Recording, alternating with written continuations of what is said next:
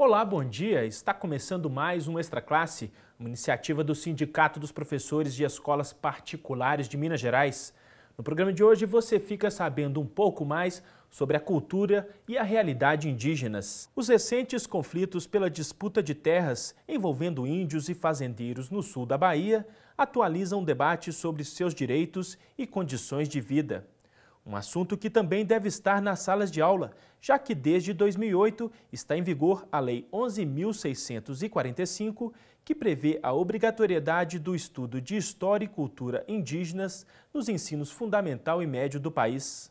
E quem está aqui conosco para falar sobre este assunto é Antônio Eduardo Cerqueira de Oliveira, coordenador regional do CIMI, o Conselho Indigenista Missionário. Olá, Antônio, bom dia, tudo bem? Bom dia, tudo bem? Obrigado pelo convite. Antônio, quais são os principais problemas enfrentados pelos povos indígenas hoje no Brasil? Bem, o último censo do IBGE contabilizou 817 mil indígenas.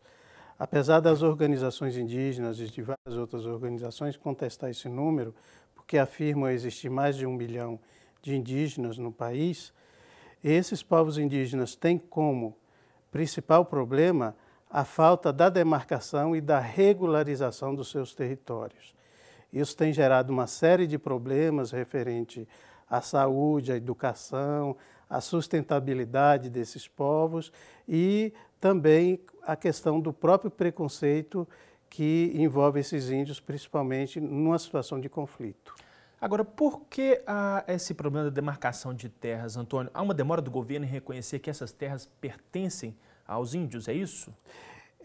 Primeiramente, a Constituição Federal de 1988 reconhece o direito dos povos indígenas a ter seus territórios, a praticar sua cultura, reconhece suas línguas e tradições. E concebe que o governo federal tem a responsabilidade pela demarcação desses territórios. Inclusive, a Constituição ela estabelece um prazo de 5 anos para que todas as terras indígenas do país sejam demarcadas. Esse prazo expirou em 93 e as terras não foram demarcadas. De lá para cá aumentou o número de povos indígenas e o governo não agilizou essa demarcação. Então há uma situação de inoperância do governo federal, há uma situação de total falta de respeito a esses direitos que os índios conquistaram na Constituição e os poderes executivo, legislativo e judiciário não tomam providência com relação a essas questões. Apenas vê os povos indígenas como um empecilho a esse processo de desenvolvimento. Agora, foi por conta desse problema, Antônio, que o Conselho Indigenista pediu uma intervenção da ONU no governo brasileiro para tentar solucionar? Sim, porque o problema ele se agrava a cada ano. O índice de conflitos existente entre as populações indígenas, fazendeiros, empresas e o próprio poder estatal, ele chega a colocar a sobrevivência física e cultural desses povos em risco. Então, vendo essa situação e as várias denúncias que têm sido feitas, as várias iniciativas que os povos e organizações indígenas têm feito e sem um resultado concreto aqui no Brasil, o CIMI tomou essa iniciativa de fazer essa denúncia junto ao comissariado da ONU para que essa pressão internacional possa servir também de alerta ao governo brasileiro e que as providências de forma mais concreta se dê. Certo, eu estava lendo um documento do Conselho Indigenista, Antônio, e me parece que a violência também é um problema muito sério enfrentado pelos povos indígenas hoje no Brasil, né? Devido à questão da falta da demarcação desses territórios e um privilégio que o governo federal tem dado ao agronegócio,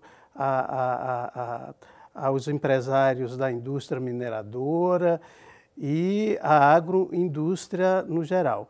Então, isso tem colocado para os povos indígenas uma situação de conflito permanente, porque as terras indígenas elas são patrimônio da União. Portanto, elas estão livres dessa exploração predatória. E aí o capital quer ter acesso a essas terras e aos recursos hídricos que estão em cima dessas terras. Certo. Antônio, está em tramitação no Congresso a proposta de emenda constitucional número 215, que retira do Poder Executivo o direito de demarcar e homologar essas terras indígenas. E a proposta é passar esse direito para deputados e senadores, para o Legislativo. Vocês consideram essa proposta como um retrocesso? Por qual razão? Primeiro porque a Constituição ela reconhece os direitos dos índios a ter os seus territórios e ela recomenda que as terras indígenas é um bem da União. Portanto, é o governo federal, é o executivo que tem essa autonomia para fazer essa demarcação. Ao tirar esses direitos da Constituição e submeter ao Congresso Nacional, não vai haver mais demarcação de terras indígenas no Brasil. Inclusive, essa PEC prevê que as terras indígenas que foram demarcadas, elas podem ser alvo de uma averiguação. Ou seja, pode haver um retrocesso com relação às terras que já foram demarcadas. Qual que é a sua expectativa em relação à tramitação desta PEC? Primeiro, que existe a bancada ruralista, que tem grande peso no Congresso Nacional.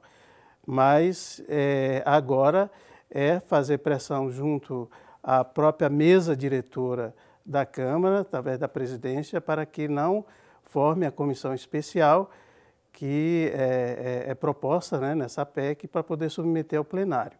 Então, o CIMI está junto às organizações indígenas, fazendo pressão para que essa PEC ela não seja submetida ao plenário e que, portanto, não seja julgada. Certo. Antônio, eu vou convidá-lo para assistirmos a uma reportagem feita pela nossa equipe sobre filmes produzidos pelos próprios índios, como uma forma aí de registrar e divulgar a cultura indígena. Vamos lá? Vamos lá.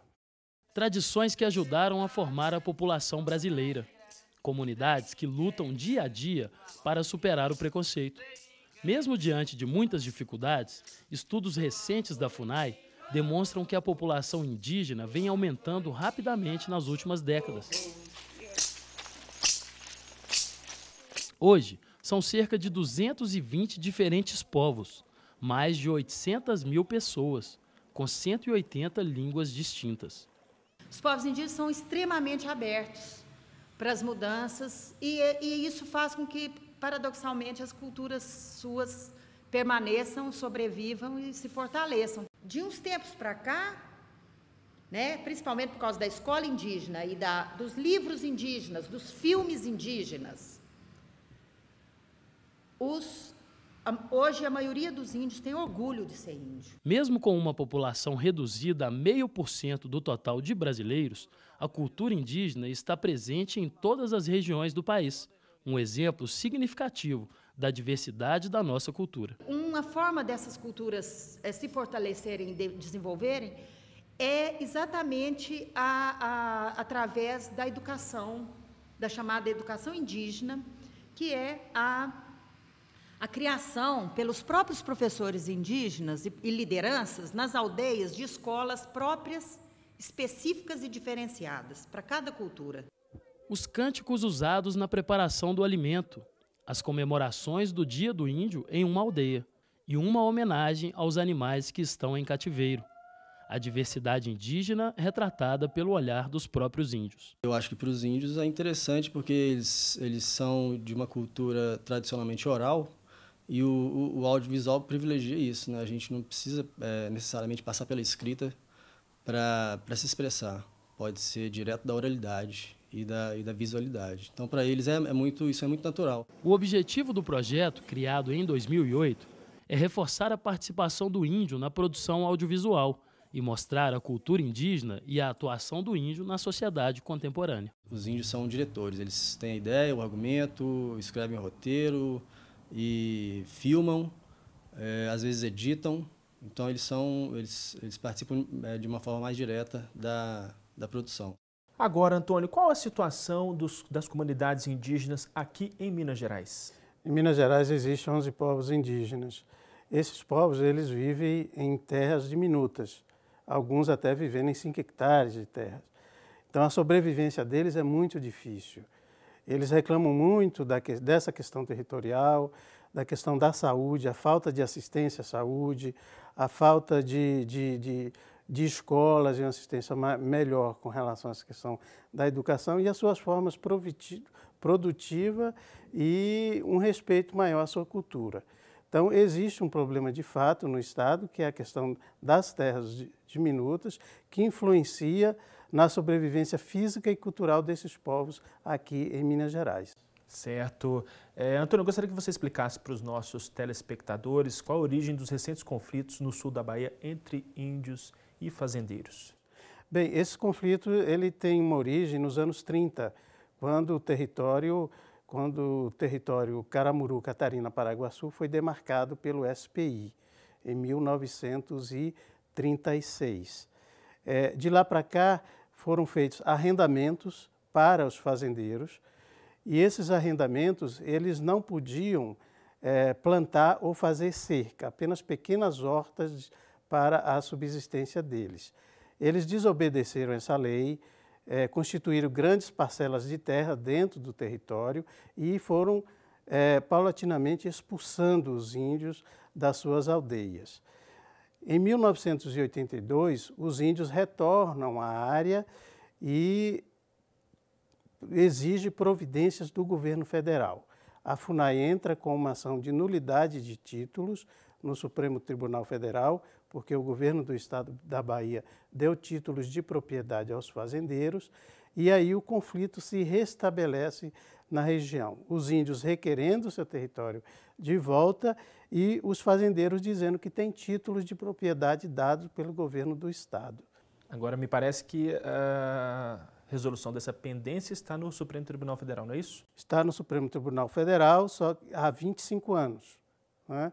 Os índios, cansados de esperar, então impuseram as ações de retomada de fazendas.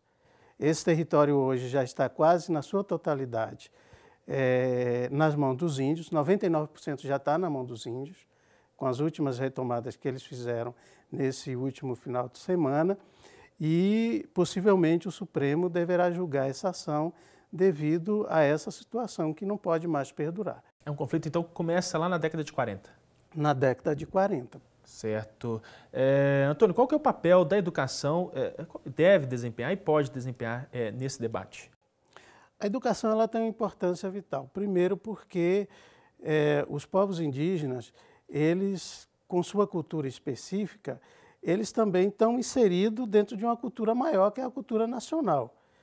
Então, eles se relacionam com a sociedade e eles têm direito também a ter uma garantia dos seus direitos perante essa sociedade.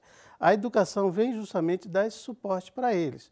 Ou seja, o indígena hoje ele tem condições de ser advogado, de ser médico, de ser professor, como qualquer cidadão do país. A Constituição garante esse direito. E ele tem direito a uma escolarização que propicia a ele esses mecanismos para que ele se defenda melhor, para que ele tenha consciência melhor dos seus direitos e passe a se defender. Então, a educação escolar indígena, ela atua no sentido de dar mecanismo, de dar um suporte maior para que os indígenas possam reivindicar seus direitos e se defender. Agora, pelo que o senhor tem acompanhado, como é que está a aplicação da lei que determina a obrigatoriedade do ensino de história e cultura indígena nas escolas do ensino fundamental e médio? Ela está numa fase inicial, porque durante séculos, né, a sociedade brasileira ela tem um grande preconceito com relação às populações indígenas.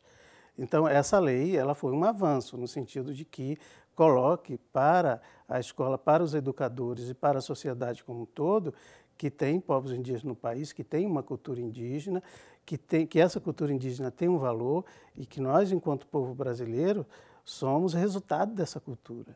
Então, nós precisamos valorizar. Ao estudar a cultura indígena, ao valorizar a cultura indígena, nós estamos valorizando a nós mesmos brasileiros, né? Então, é importante isso. Mas existe um despreparo das escolas ainda, das secretarias de educação, e apesar dos esforços que têm sido feitos para que essa lei venha a ser aplicada e não seja mais uma lei que fique no papel. Acreditamos que ela vai ter bons resultados. Iniciativas como essa que nós vimos na reportagem dos índios produzindo seus próprios filmes e registrando a sua própria cultura ajudam a vencer esse preconceito? Com certeza, isso demonstra que a partir do momento que a sociedade se abre para o outro, né, para o diferente, as coisas podem se dar de forma harmônica, ou seja, os próprios índios, eles estão num processo também de mostrar para a sociedade a sua cultura e a sua capacidade. Então, existe hoje vários indígenas estudando em universidades, vários indígenas fazendo produção cultural, existe indígenas lançando livros, né? Escritores indígenas com obras maravilhosas, e existe inclusive produção nessa questão do vídeo, né? Do audiovisual, que é muito interessante e que eles têm se adaptado e tem se especializado. É muito interessante isso e nós temos que valorizar bastante essas iniciativas dos povos indígenas. Ok, muito obrigado, Antônio Cerqueira de Oliveira, pela gentileza da entrevista aqui para o Extra Classe. Eu agradeço e nos colocamos aí à disposição e aproveito para desejar um bom domingo a todos. Confira agora o vídeo da campanha do Simprominas pela Paz nas escolas e logo em seguida a agenda da semana.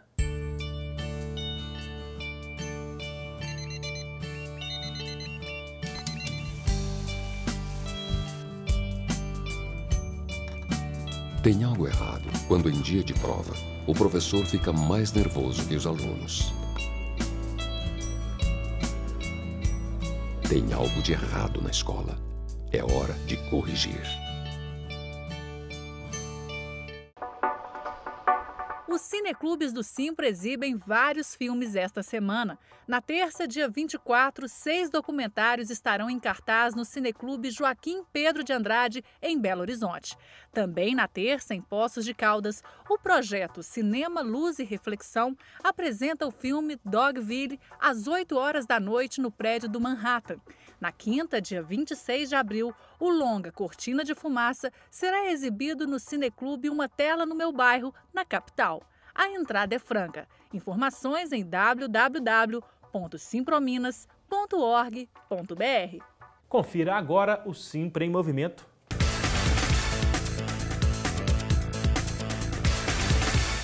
Os professores de escolas particulares de Belo Horizonte e região voltaram a recusar a proposta patronal de reajuste de 7%.